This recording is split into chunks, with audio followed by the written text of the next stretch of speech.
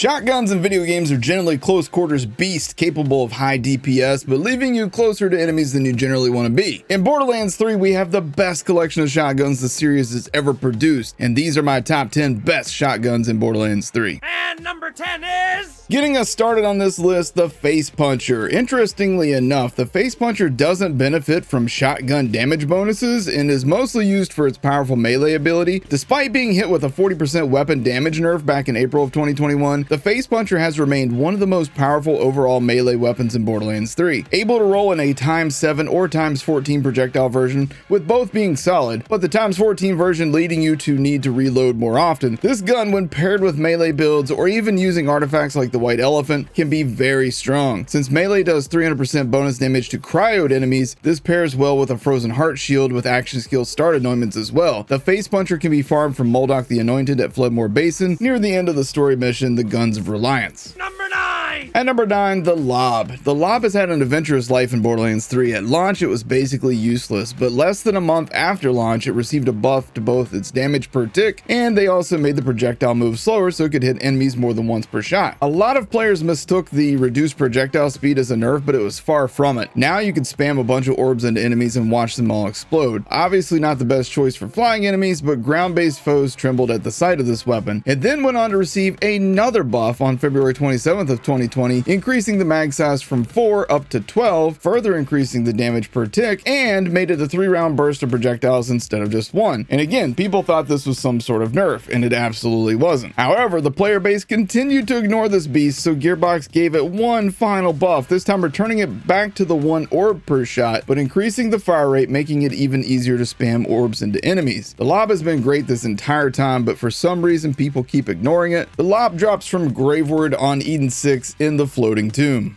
Number 8! At number 8, the Reflux. This shotgun is obtainable from Genevieve in Voracious Canopy on Mayhem 6 and above. The Reflux shoots in the shape of a biohazard symbol, and it's locked to corrosive for its element. This shotgun is the ultimate mobbing tool in Borderlands, chaining damage between multiple enemies on screen, and can relink back to the same target multiple times to do even more damage. Combining this gun with anointments that add other elemental effects will help with the corrosive only aspect of this gun, but generally even without those elemental boosts, this thing melts mobs despite the resistances. The Reflux has received 2 buffs in its lifetime, mostly to help bring it up to par after Mayhem 2.0 dropped. The first on August 6, 2020 increased the chance for projectiles to chain, and the second on April 29, 2021 increased the damage by 31.4%, which doesn't sound like a lot, but generally felt like a decent buff.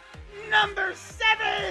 At number 7, the Trevonator. Now, I've spoken often about the Trevonator in the past and how it's a testament to how the folks at Gearbox are awesome for the tributes that they include in their games. If you want to know more about the backstory of the Trevonator, then check out my video guide on the gun, linked as a card at the top right of your screen right here. But despite the amazing backstory behind this gun, it's also one of the strongest shotguns in the game. It deals excellent splash damage, has a very good fire rate and accuracy for a Malawan shotgun, and it comes in every single element. You can get this gun by doing the Invasion of Privacy side quest from Ava. At the very end of that quest, you get to fight and kill one of my favorite enemies in the franchise, Private Beans. He has a 15% chance to drop this gun, but it can also be obtained as a world drop. And now for number 6! At number 6, the Tigs Boom, another amazing splash damage shotgun available in every element. The Tigs Boom has also had an interesting path to glory. It originally was unable to spawn its bonus projectiles in certain maps, ruining the huge damage that they're capable of, but Gearbox fixed that in early 2020. And then in April of 2020, they increased the weapon's damage and the damage from its special Starfall meteor effect. Then one final buff happened in August of 2020 when they further increased the damage on this gun. Obviously, this weapon is a beast on Moes, but other Vault Hunters can have tons of fun with this thing as well. This gun drops from Wotan the Invincible in the Malawan takedown with no mayhem requirements. And here we are at number 5! At number 5, the Convergence. This shotgun is basically the conference call of Borderlands 3. Shooting an enemy will spawn multiple orbs around the enemy that penetrate the target, dealing exceptional damage. Obtainable from the Hag of Fervor and the True Trials version of the Trial of Fervor on Skydrown Pulpit at a 50% drop chance, or from its original source of Dr. Benedict in the Fantastic Fustercluck DLC. This gun is strong and fun, and it gives me that conference call nostalgia that I was missing in Borderlands 3. Even though we have a conference call in this game, it just sucks. This gun is available in every element or even in a non-elemental version. The shotgun has good fire rate, accuracy, and damage, and it's just a fun weapon to use. Moving on to number 4! At number 4, the Heartbreaker. The Heartbreaker is one of several weapons returning from Borderlands 2 that's actually even better than its previous versions. A Moxie weapon, the Heartbreaker heals you for 20% of the damage you deal to enemies, and this gun deals very good damage as well. In Borderlands 2 and the pre-sequel, the Heartbreaker only did 2% of damage as healing as a comparison. The Heartbreaker shoots in the shape of a heart and is available in every element except for radiation. During my shotguns only flak playthrough, this weapon was instrumental in my survivability during the Hemovorous fight, but not only that, it was actually one of the stronger shotguns I had during that entire playthrough. Basically a shotgun version of the Grog Nozzle from Borderlands 2, but actually better for dealing damage. The Heartbreaker drops from Georgia's Armada in the Handsome Jackpot DLC. And now we're down to number 3. At number 3, the Anarchy. This TDR shotgun has the special ability of building damage as you get kills, or even just by reloading it, which is a completely unintended bonus, by the way. This effect stacks 10 times in total, and at max stacks, this gives you a staggering 1,379% weapon damage bonus. Now, if you swap weapons or inadvertently cancel your reload animation, however, those stacks will go away. This is obviously a reference to Gage and her Anarchy skill from Borderlands 2. You can tell that the gun is currently under the effects of the damage bonus via this red glow around the gun, but there's no way to see how many stacks you have at a given time. One thing you can do is pre-stack this gun when you enter an area by using a vending machine to reload your ammo. Simply shoot and throw reload 10 times to build up max stacks, then click the refill ammo button on the vendor. You'll have a fully loaded murder machine. Bonus features for this beautiful beast are that you can roll splash damage anointments on this, and all of your projectiles actually deal weapon element splash damage. You can also roll this gun with up to 20 projectiles per shot, which only costs 2 ammo per shot, giving you some serious bang for your buck. The Anarchy can roll with any of the elements or also be non-elemental. There's only an 8.2% chance to get a particular element, however, so expect to farm this for a bit to get a perfect one. The Anarchy drops from Kukawajak and Negel Nashai on Xylorgos in the Guns, Love, and Tentacles DLC.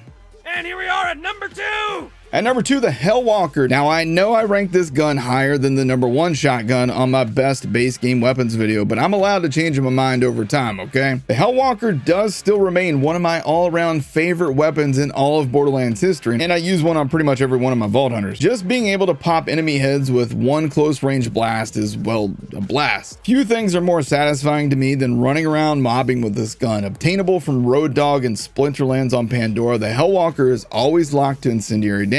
This gun has fixed parts, so no matter how many times you farm it, it's always going to have the exact same stats at max level. Getting one of these as a world drop early on in story mode will likely hold you for 20 plus levels. The Hellwalker remains one of the coolest weapons that you will ever find in any Borderlands game ever. Honorable mention. Honorable mentions go to the Boomsicle and the Phasor, both of which, while technically assault rifles, are actually 2 of the most powerful shotguns in the game. Other honorable mentions go to the Guardian Angel, which is used more to boost action skill, grenade, and other damage. The further you are from an enemy, the more damage it does while you're holding this gun in your hand. The Redline, the Dakota, the Fearmonger, the Insider, TK's Wave, the Nothingness, and the Slow Hand. And finally, here we are at number 1. Finally, at number 1 is a shotgun that has had quite the transformation since launch. In the first month of Borderlands 3's release, Moe's mains were using this gun like a laser beam of death, melting everything in sight. Sadly, this lack of diversity in gear led Gearbox to smacking this gun with a nerf, which reduced its damage by 25% and made it crazy inaccurate. Basically, you'd pull the trigger and the next thing you knew, like an instant later, you were staring at the sky. Eventually, they fixed the wild accuracy issues, but for a long portion of the game's life, this gun became basically worthless, doing less damage than a former pearlescent weapon should. That all changed on the 10th of June of 2021 when Gearbox gave this gun an 83.3% weapon damage buff and increased the gun's special effect for ammo regen. This essentially made it even better than it was at launch. To make matters even better, you can obtain this gun via lootograms that you get by killing Dinklebot on Skywell 27. Each lootogram has a 25% chance to turn into a butcher, so you can literally spend 10 to 15 minutes farming Dinklebot and then go turn in 20 lootograms and you're pretty much guaranteed to get a butcher. This gun is amazing and it makes me long for the days where we had pearlescents, because this thing is deserving of being a pearlescent in Borderlands 3. There you have it. That's my top 10 shotguns in Borderlands 3. Let me know what your pick is for number 1. If you enjoyed this video, please consider subscribing for more Borderlands content. Thank you guys for watching. Take care.